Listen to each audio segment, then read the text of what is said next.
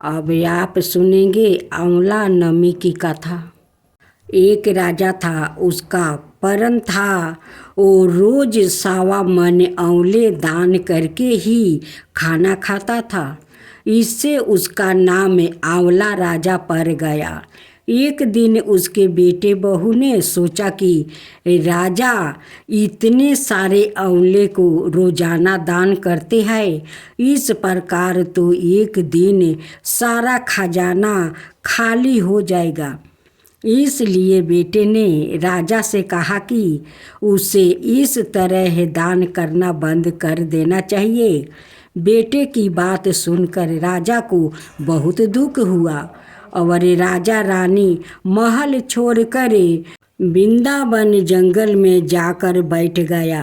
राजा रानी आंवला दान नहीं कर पाए और परन के कारण कुछ खाया नहीं।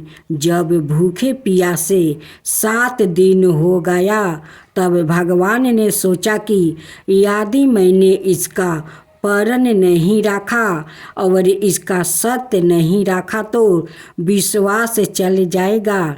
इसलिए भगवान ने जंगल में ही महल, राज्य और बाग बगीचे सब बनवा दिया और ढेरों आंवले के पेड़ लगवा दिया। सुबह राजा रानी उठे तो देखा कि जंगल में इतने राज्य से भी दोगुना राज्य बसा हुआ है। राजा रानी से कहने लगे कि देखो, कहते हैं सत्य मत छोड़ो, सुरमा सत्य छोड़ाया पत जाए, सत्य की छोरी लक्ष्मी फिर मिलेगी। आओ नहा धोआ कर आंवले दान करे और भोजन करे। राजा रानी ने आंवले दान करके खाना खाया और खुशी खुशी जंगल में रहने लगा।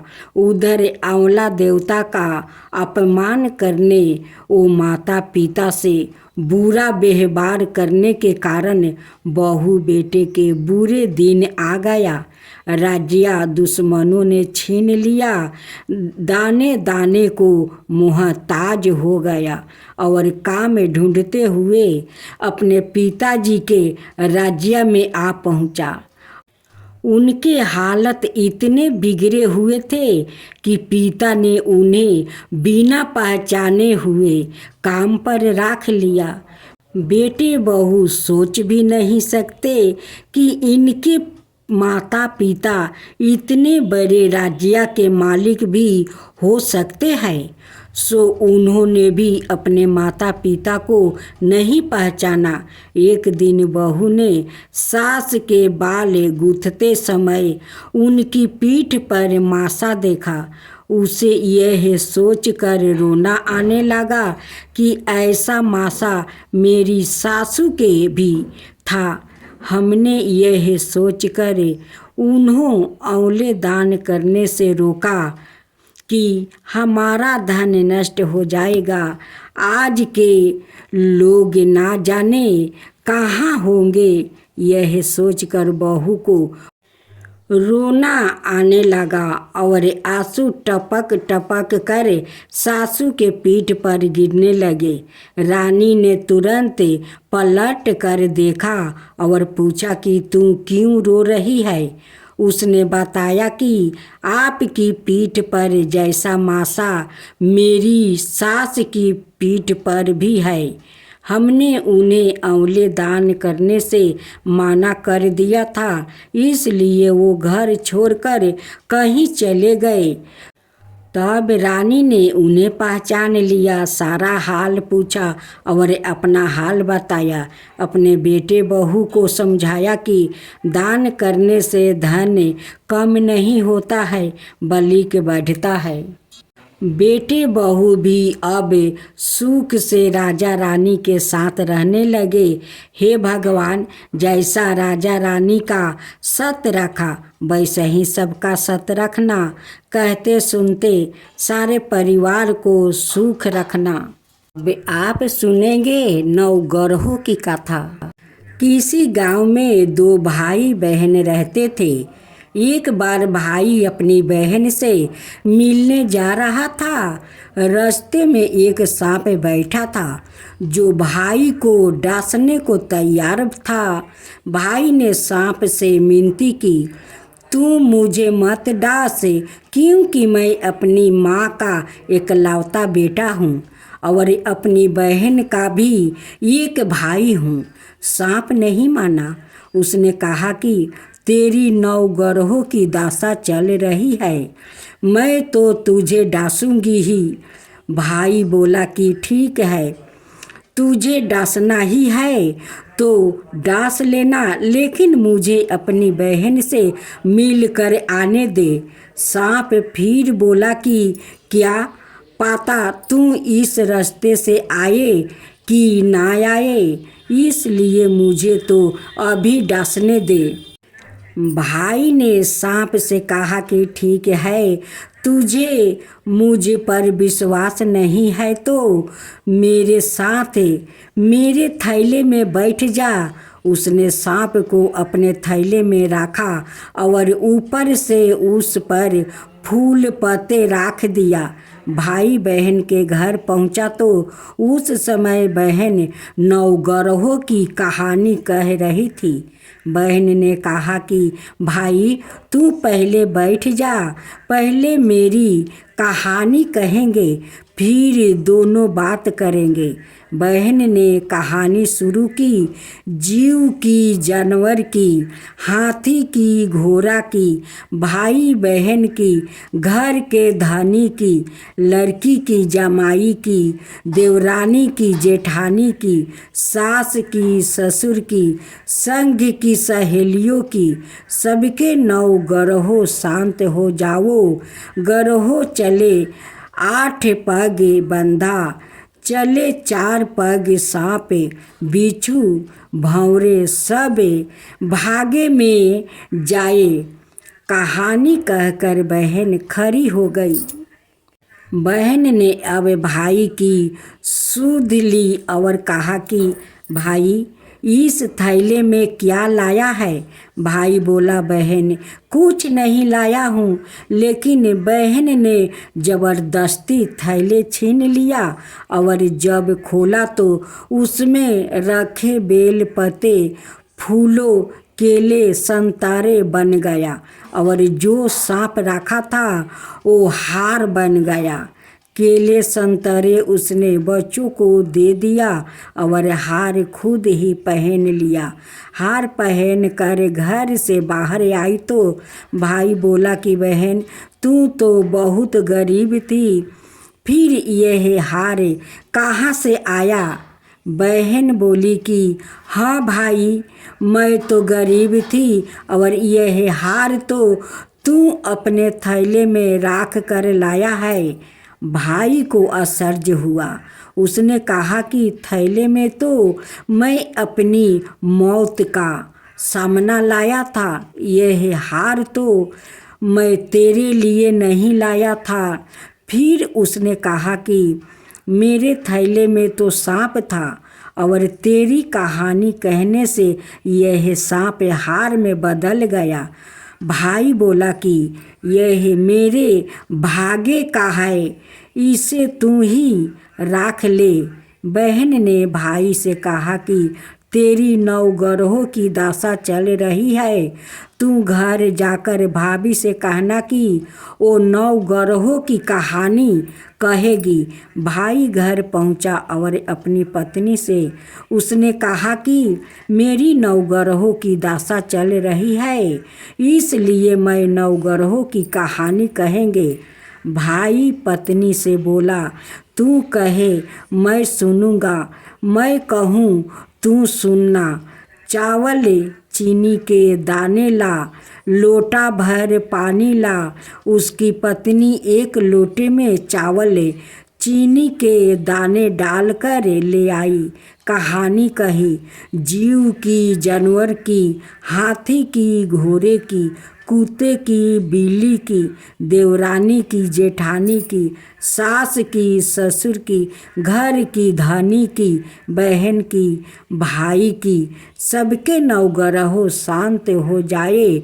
ग्रहों चले 8 पग, बंदा चले 4 पग, सांप बिच्छू भंवरे सब भागे में चले जाए। आज रविवार, सोमवार, मंगलवार, बुधवार, बृहस्पतिवार, शुक्रवार, शनिवार, 7 बरों को नमस्कार, धरती माता को नमस्कार, 9 ग्रहों को नमस्कार। जैसे 9 ग्रहों की दशा बहन की, भाई की उतरी, वैसा ही सबकी उतरना। अब आप सुने ब्राह्मण और ब्राह्मणी का गंगा स्नान की कथा। एक ब्राह्मण था और एक ब्राह्मणी। वो 7 कोस दूर गंगा जमुना स्नान करने जाते थे। रोज इतनी दूर आने जाने से ब्राह्मणी थक जाती है। एक दिन ब्राह्मणी कहती है कि कोई बेटा होता तो बहुओं जाती, घर वापस आने पर खाना बना हुआ तो मिलता, कपड़े धोवे मिलते। ब्राह्मण कहता है कि तूने भली बात चलाई, चल मैं तेरे लिए बहू ला ही देता हूँ। ब्राह्मण फिर बोला कि एक पोटली में थोड़ा सा आटा बांध दे, उसमें थोड़ी सी मोहर असरफी डाल दे। उसने पोटली बांध दी और ब्राह्मण पोटली लेकर चल दिया। चलते चलते कुछ ही दूर एक गांव में जमुना जी के किनारे बहुत सारी सुंदर लड़कियां अपने घर बनाकर खेल रही थी। उनमें से एक लड़की बोलती है कि मैं तो अपना घर नहीं बिगाड़ूंगी, मुझे तो रहने के लिए यह घर चाहिए। उसकी बात सुनकर ब्राह्मण के मन पर वही लड़की छा गई और मन ही मन सोचने लगा कि बहू बनने के लायक यही लड़की ठीक रहेगी। जब वो लड़की जाने लगी तो ब्राह्मण भी उसके पीछे चला और जब वो लड़की अपने घर पहुंचती है तब ब्राह्मण बोलता है, बेटी कार्तिक का महीना है, मैं किसी के यहाँ खाना नहीं खाता हूँ। तुम अपनी माँ से पूछो कि मेरा आटा सान करे 4 रोटी बना देगी क्या। यदि वो मेरा आटा सान करे रोटी बना देगी तभी मैं खाऊंगा। लड़की अपनी माँ को सारी बात बताती है। माँ कहती है कि बेटी बाबा से कह दे कि रोटी में 4 रोटी वो भी खा लेंगे। लेकिन लड़की कहती है कि नहीं माँ, बाबा ने कहा है कि मेरा आटा सान कर बनाएगी तभी वो खाएंगे। तब उसकी माँ कहती है कि ठीक है, जा बाबा से कह दे कि अपना आटा दे दे। उसने आटा साना तो उसमें से मोहर असरफी निकलती है। वो सोचती है कि जिसके आटा में इतनी मोहर असरफी है उसके घर ना जाने कितनी होगी। जब ब्राह्मण रोटी खाने बैठा तो लड़की की माँ बोली, बाबा तुम लड़के की सगाई करने जा रहे हो। बाबा बोला कि मेरा लड़का तो काशी बनारस पढ़ने गया हुआ है, लेकिन अगर तुम कहो तो मैं खंड कटोरे से तेरी लड़की को विवाह करे साथ ले जाऊं। लड़की की माँ बोली, ठीक है बाबा, और वो ब्याह कर लाए। घर आकर बोला, रामू की माँ दरवाज़ा खोल कर देख, मैं तेरे लिए बहू लेकर आया हूँ। आकर बहू का स्वागत संस्कार कर। ब्राह्मणी बोली, दुनिया ताने मारती थी, अब तू भी मार ले। हमारे तो 7 जन्म तक कोई बेटा बेटी नहीं है, तो बहू कहाँ से आएगी। ब्राह्मण बोला, ना तू दरवाज़ा तो खोले। ब्राह्मणी ने दरवाज़ा खोला तो सामने बहू खड़ी देखी। तब वो आदर सत्कार से बहू को अंदर ले गई। अब जब ब्राह्मण ब्राह्मणी नहाने जाते तो बहू घर का सारा काम करे के राखती, खाना बनाती और सास ससुर के कपड़े धोती और रात में उनके पैर दबाती। इस तरह से काफ़ी समय बीत जाता है। सासू बहू को सिखा देती है कि बहू चौके की आग ना बुझने देना और मटके का पानी खत्म ना होने देना। एक दिन चूल्हे की आग बुझ गई। बहू भागी भागी पड़ोसन के घर गई और बोली, मुझे थोड़ी सी आग दे दो, मेरे चूल्हे की आग बुझ गई है। मेरे सास ससुर सुबह 4 बजे से बाहर गए हुए हैं और वो थके हारे वापस आएंगे। मुझे उनके लिए खाना बनाना है। पड़ोसिन कहती है, आरी तू तो बाउली है, तुझे तो ये दोनों मिलकर पागल बना रहे हैं। इनका ना कोई बेटा है और ना ही कोई बेटी है।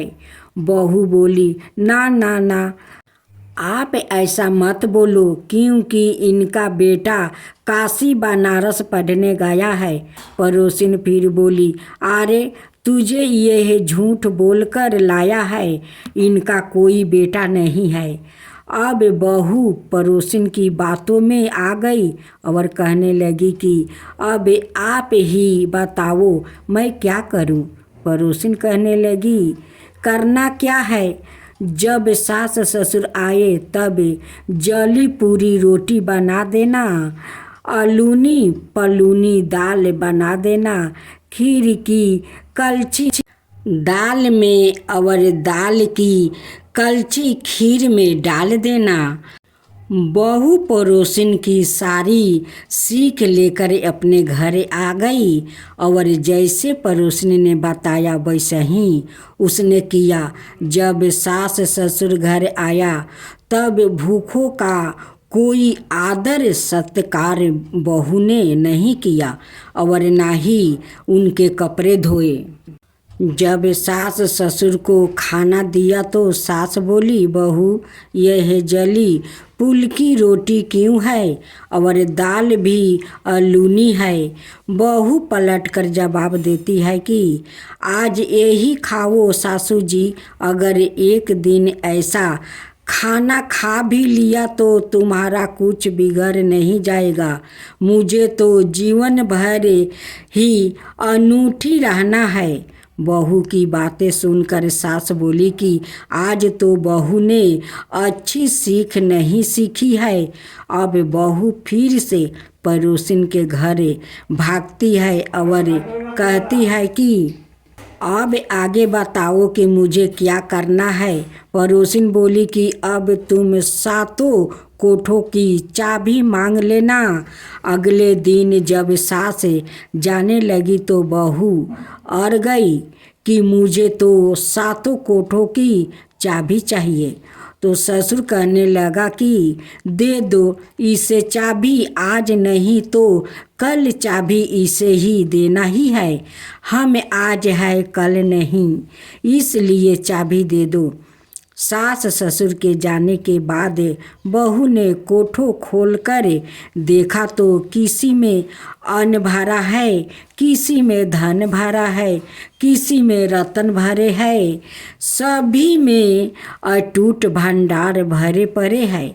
जब बहू ने 7वां कोठा खोला तो उसमें महादेव जी, पार्वती जी, गणेश जी, लक्ष्मी जी, पीपल पथवारी, कार्तिक के ठाकुर, राई दामोदर, तुलसी जी का बिलरा, गंगा जमुना बह रही थी। 36 करोड़ देवियों देवता भी विराजमान है और वही एक लड़का चंदन की चौकी पर बैठा माला जप रहा है। सब देखा बहू लड़के से कहती है तू कौन है। लड़का कहता है कि मेरा तेरा पति हूँ, दरवाज़ा बंद कर दे, जब मेरा माँ बाप आएंगे तब खोलना। सारा नज़ारे देखकर बहू बहुत खुश हुई और नाचती फिरने लगी। 16 श्रृंगार कर सुंदर वस्तु पहने ओढ़े सास ससुर का इंतजार करने लगी। इनके लिए 36 प्रकार के पकवान बना कर रखे। सास ससुर जब वापस आए तब उसने उनका बहुत आदर सत्कार किया, उनके कपड़े धोए, उनके पैर दबाया।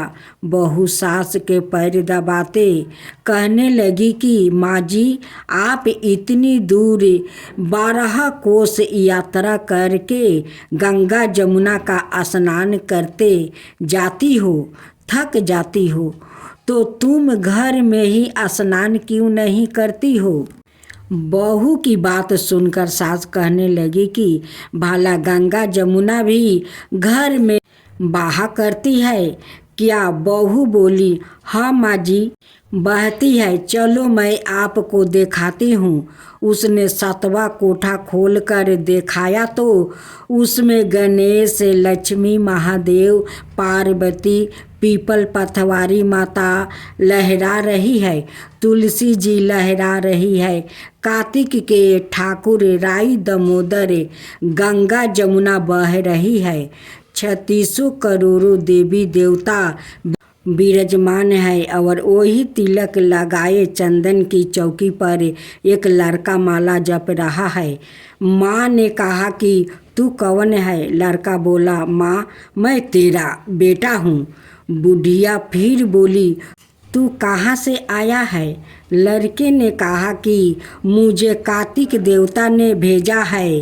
बुढ़िया कहती है कि बेटा, यह दुनिया कैसे जानेगी, कैसे जानेगा, मेरा घर का धनी क्या जानेगी, देवरानी जेठानी क्या जानेंगे, मेरा अगल बगल पड़ोस की तू मेरा ही बेटा है। बुढ़िया ने विधन पंडितों से सलाह ली तो वो बोले इस पर बहू बेटा साथ खड़े हो जाए और उस पार बुढ़िया खड़ी हो जाए। बुढ़िया ने चाम में चमड़ा की अगिया ब्लाउज पहनी हो, छाती से दूध की धारा निकले, बेटे की दाढ़ी मोछ भीगे, पवन पानी से गांठ जोड़ा बांधे तो जब जाने कि यह बुढ़िया का ही बेटा है। उसने ऐसा ही किया। चाम की अंगीठियाँ फट गई, छाती में से दूध की धारा निकली, बेटे की दाढ़ी मोछ भीग गई, पवन पानी से बहू बेटे का गेट जोड़ा बंध गया। ब्राह्मण ब्राह्मणी की खुशी का पार ना रहा, वो बहुत खुश हुए। हे कार्तिक के ठाकुर राई दामोदर, भगवान ने जैसे बहू बेटा को दिया वैसा ही सबको देना। अब आप सुनेंगे राई दामोदर की कथा। एक समय की बात है, एक छोटी सी लड़की थी जो कार्तिक नहाया करती थी। कार्तिक का महीना पूरा हुआ तो सब कहने लगी कि गंगा जाए या जमुना जाए या हरिद्वार होकर आए। एक स्त्री बोली कि मैं तो राई दामोदर भगवान को जिमाऊंगी। सब पूछने लगी कि वो कैसे होते हैं। स्त्री बोली कि मोर मटुक, गले में बैजंती माला और हाथ में पीतम्बर, ऐसे होते हैं राई दामोदर भगवान। वो लड़की अपने घर आई, भगवान की रसोई बनाई, मंदिर में आई, बोली आओ मेरे भगवान आओ जिमो। मंदिर में भगवान नहीं मिले, मंदिर से शहर में गई, शहर से जंगल गई, जंगल से पहाड़ों पर चढ़ गई, भगवान को पुकारते सुबह से शाम हो गई। भगवान लड़की को पहाड़ पर चढ़ते देखे, बोले कि यह तो ऊपर से गिरकर मर जाएगी और मेरे सिर इसकी हत्या लगेगी, इसे दर्शन देना ही होगा। भगवान ब्राह्मण का रूप धारण कर आए और बोले, चल बेटा, मैं तेरा भगवान हूँ, तू मुझे जिमा दे। लड़की बोली कि नहीं, तू मेरे भगवान नहीं हो। ब्राह्मण बोला कि तेरे भगवान कैसे है? उसने कहा, मेरे भगवान तो मोर मटुक वाले, गले में बैजंती माला पहने हुए है, हाथ में पीतम्बर लिए हुए है। ब्राह्मण बोला, अच्छा ऐसे है तेरे भगवान? हाँ, ऐसे है मेरे भगवान। अब भगवान ने लड़की के सामने अपना चतुर्भुजा रूप दिखाया। अब लड़की खुश हो गई और बोली कि हाँ, तुम ही हो मेरे भगवान। अब आगे आगे वो छोटी लड़की भाग रही थी और पीछे भगवान आ रहे थे। भागते भागते संग की सहेलियों से बोली कि मेरे घर मेरे भगवान आए हैं। उनमें से किसी एक ने कहा कि देखो तो इसके भगवान कैसे है। जिनके भाग्य में भगवान के दर्शन लिखे थे उन्हें हो गया। हे राई दामोदर भगवान, जैसे आपने लड़की को दर्शन दिया वैसा ही सबको देना। अब आप सुनेंगे खिचड़ी बेला की कथा। किसी गांव में एक बुढ़िया रहती थी और वो कार्तिक का व्रत रखा करती थी। उसके व्रत करने के समय कृष्णा भगवान आते और एक कटोरा खिचड़ी का राख कर चले जाते। बुढ़िया के पड़ोसन में एक औरत रहती थी। वो हर रोज यह देखकर ईर्ष्या करती थी कि इसका कोई नहीं है, फिर भी इसे खाने के लिए खिचड़ी मिली ही जाती है। एक दिन कार्तिक महीने का स्नान करने बुढ़िया गंगा गई। पीछे से कृष्णा भगवान उसका खिचड़ी का कटोरा रख गया। पड़ोसन ने जब खिचड़ी का कटोरा रखा देखा तो पड़ोसन इधर उधर देखी और देखी कि बुढ़िया नहीं है। तब वो कटोरा उठाकर घर के पिछुआरे फेंक आई। कार्तिक स्नान के बाद बुढ़िया घर आई तो उसे खिचड़ी का कटोरा नहीं मिला और वो भूखी ही रह गई। बार बार एक ही बात कहती है कि कहाँ गई मेरी खिचड़ी और कहाँ गया मेरा खिचड़ी का कटोरा। दूसरी और पड़ोसन ने जहाँ खिचड़ी गिराई थी वहाँ एक पौधा उगा जिसमें 2 फूल खिले थे। एक बार राजा उधर से निकला तो उसकी नज़र उन दोनों फूलों पर पड़ी और वो उन्हें तोड़कर घर ले आया। घर आने पर उसने वो फूल रानी को दिया, जिन्हें सूंघने पर रानी गर्भवती हो गई। कुछ समय बाद रानी ने 2 पुत्रा को जन्म दिया। वो दोनों जब बड़े हो गया तब वो किसी से भी बातें नहीं करते थे, लेकिन जब वो दोनों शिकार पर जाते तब रास्ते में उन्हें वही बुढ़िया मिलती जो अभी भी यही कहती कि कहाँ गई मेरी खिचड़ी और कहाँ गया मेरा खिचड़ी का कटोरा। बुढ़िया की बात सुनकर वो दोनों कहते कि हम है तेरी खिचड़ी और हम है तेरा बेला। हर बार जब भी वो शिकार पर जाते तो बुढ़िया यही बात कहती और वो दोनों वही उत्तर देते। एक बार राजा के कानों में यह बात पड़ गई। उसे आश्चर्य हुआ कि दोनों लड़के किसी से नहीं बोलते, तब यह बुढ़िया से कैसे बात करते हैं। राजा ने बुढ़िया को राजमहल बुलवाया और कहा कि हमसे तो किसी से यह दोनों बोलते नहीं है, तुमसे यह कैसे बोलते हैं। बुढ़िया ने कहा कि महाराज, मुझे नहीं पता कि यह कैसे मुझसे बोल लेते हैं। मैं तो कार्तिक का व्रत करती थी और कृष्णा भगवान मुझे खिचड़ी का बेला भर कर दे जाते थे। एक दिन मैं स्नान करके वापस आई तो मुझे वो खिचड़ी नहीं मिली। जब मैं कहने लगी कि कहाँ गई मेरी खिचड़ी और कहाँ गया मेरा बेला, तब इन दोनों लड़कों ने कहा कि तुम्हारी पड़ोसन ने तुम्हारी खिचड़ी फेंक दी थी, तो उसके ऊपर 2 फूल बन गया था। वो फूल राजा तोड़ कर ले गया और रानी ने सूंघा तो हम दोनों लड़कों का जन्म हुआ। हमें भगवान ने ही तुम्हारे लिए भेजा है। सारी बात सुनकर राजा ने बुढ़िया को महल में ही रहने को कहा। हे कार्तिक महाराज, जैसे आपने बुढ़िया की बात सुनी, वैसे ही आपका व्रत करने वालों को भी सुनना।